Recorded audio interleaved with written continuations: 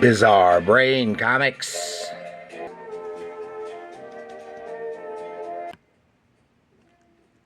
Hello, my comic book friends, and welcome to Bizarre Brain Comics. I am Gary, your host, and this is where I like to take a look at some older comics, talk a little bit about the characters and creators, and examine the stories and the art. And this time, I just grabbed quite literally a handful of Captain Carrot and his amazing zoo crew. To just show you this, by no means are all of my Captain Carrot books, but these were a few that were right together, and I thought I would show them to you. Now, I've done an episode on Captain Carrot before when I did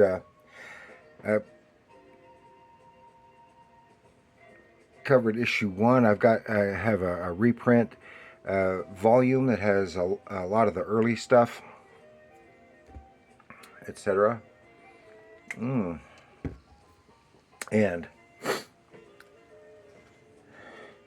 stuff like that, and how that reprinted the first appearance of the Captain Carrot and the Zoo Crew with Superman. It was an insert in 1982. The Captain Carrot and his amazing Zoo Crew ran for 20 issues, 21 if you can count that free insert that was in the Teen Titans number 16 in 1982. It ran 20 issues, 82 and 83.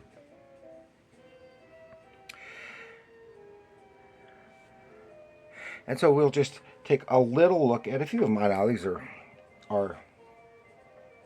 of course, for those who are uninitiated,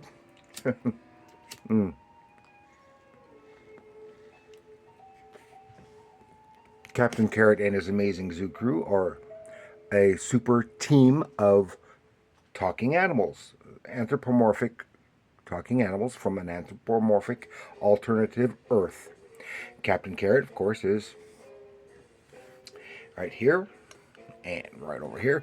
He is a rabbit. He munches on some carrots that have been exposed to a specific radiation from a meteorite, and it transforms him into Captain Carrot.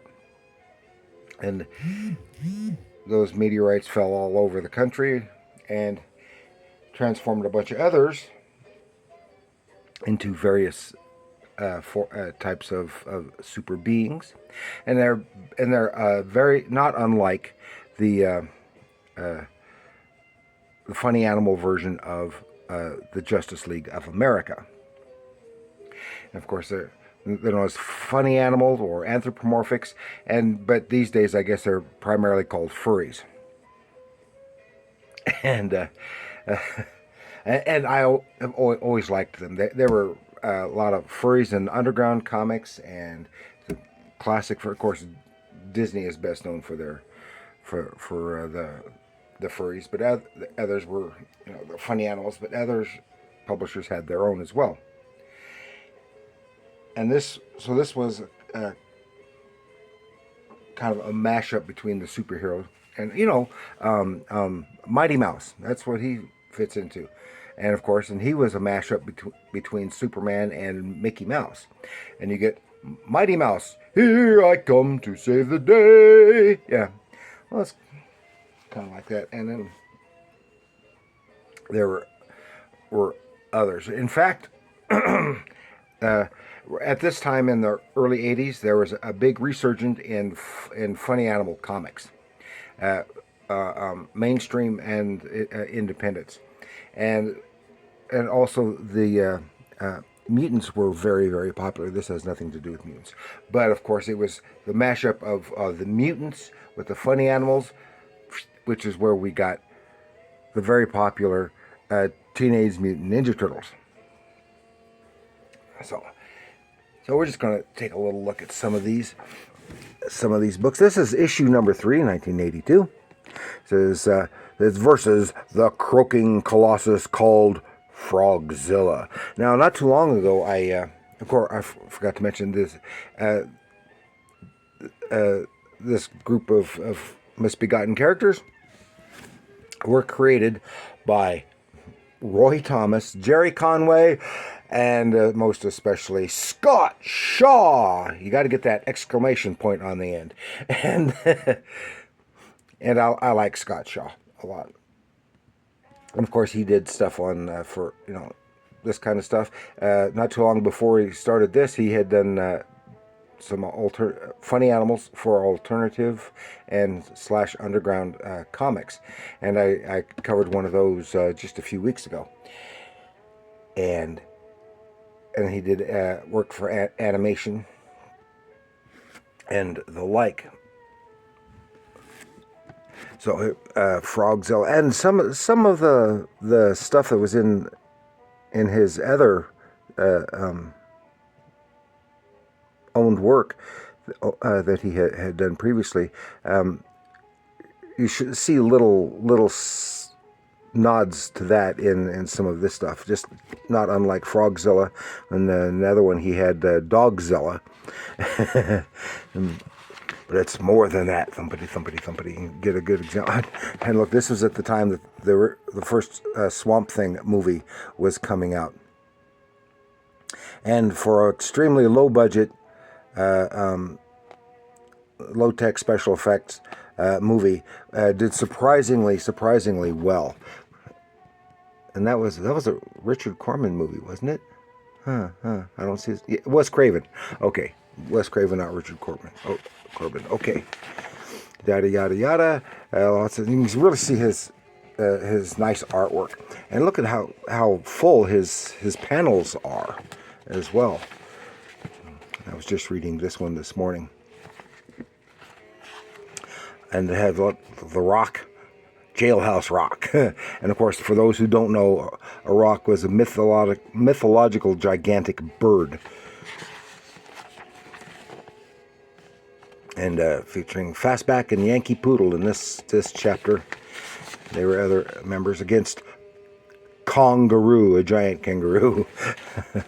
And stuff like that. And Rubber Duck and Pig Iron Don't Make Waves against, I think they're... that's Frogzilla. And some of these, it's not in this one. It leads up to the next issue.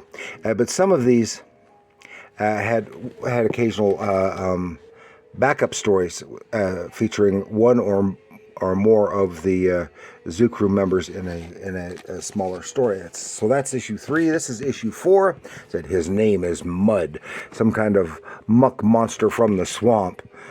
I said, what you mean, watch out for the monster? I don't look that bad. Yeah. And this, of course, tells right on to the end of the other one. It's nice, fun and funny stuff. And I just can't rave enough about Scott Shaw's work. He was so slick, so very professional, and so consistent in his stylization. And his name is Mud. There's the muck monster.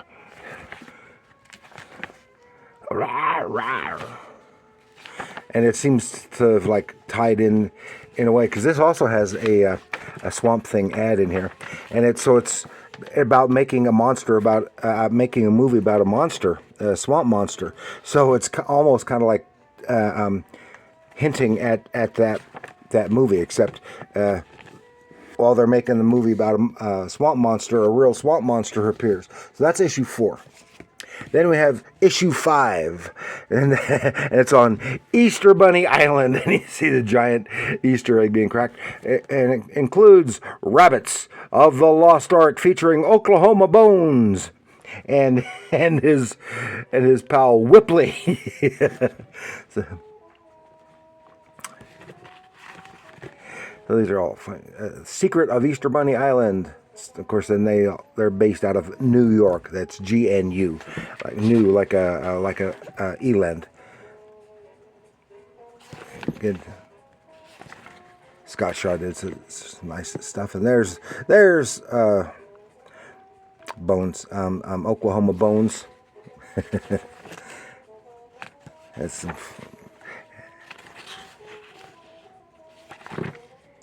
Gives you an example, and this. events in this one ties into the next issue as well. I'm trying to get to the last page. Here we go. An Easter egg. And yeah.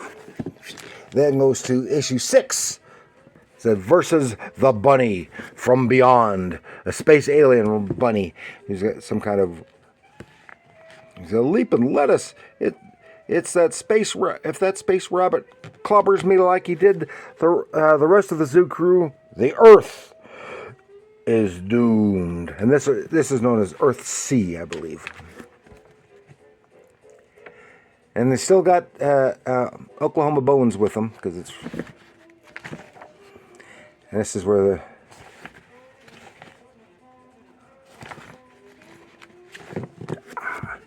There's the bunny from beyond.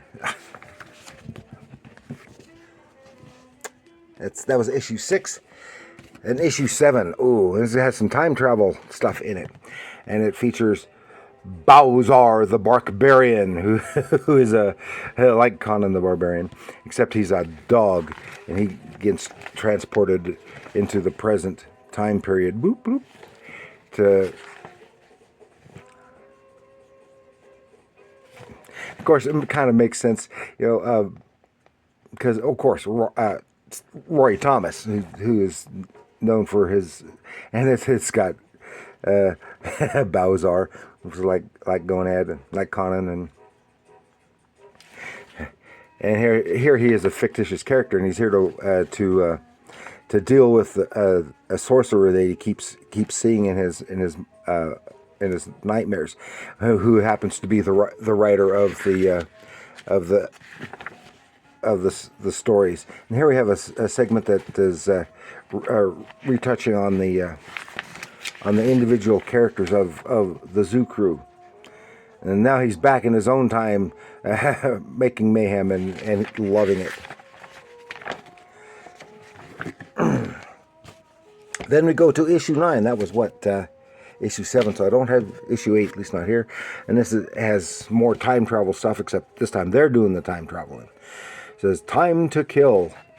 And this special, pretentious art issue, because it, well, as you see here, it's got in a Salvador Dali type image, and it has this guy who's like the Clock King or something.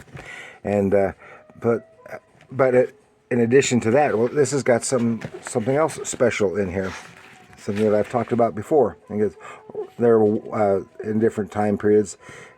He's fighting in the there they are in the Roman Colosseum, and then medieval time period and stuff, and Renaissance era at the Three Musketeers, or whatever they call themselves. And Fastback finds himself D-Day in World War II, and with the Whatsits, who is like the Golden Age Flash. Now here we go, because it has a special insert from Masters of the Universe preview, which I talked about in another episode before, and covered that. And again, it's got Superman in it. Cause then we're back to our story, leading off to the following issue. Has going to have the Was Wolf. It's not a werewolf; it's a Was Wolf. And then it has a backup story featuring Alicadabra and Pig Iron, or mostly Alicadabra in a solo backup story. And then we skip quite a bit to the very last issue of this original run, which is issue number 20. And no longer does it have Scott Shaw. It's got art by pencils by Rick Hoberg, who I am unfamiliar with, and it has a crossover into the main DC universe because the main menace is Gorilla Grodd, and then of course, who would work best in a funny animal world than the Changeling himself. There he is, the mouse. He's later a gorilla himself, and But as a mouse, he works with their new member. What was it called? Micro Mouse, I think. Or Little Mouse, whatever. And he changes size. You know, it's kind of like the atom and stuff. And so it's all a lot of fun. Little Cheese, that's what he's called, Little Cheese. And that is the end. And they have their own, like the Titans Tower, which is shaped like a T. Their Zoo Crew Tower is a Z, so it's the Z Tower. So that's all I've got for you this time, with just a handful, with a handful of Captain Carrot and his amazing zoo crew. And it's all a lot of fun reading. Even today, I enjoy reading Captain Carrot and all of those funny animals. They're a lot of fun. Thank you for joining me. Please like, share, and subscribe. Have you ever been able to read any of the Zoo Crew stories? Huh? What do you think of them? Do you like them? Do you think it's total crap? Let me know in the comments below. And remember, comics. Try that again. Comics are art.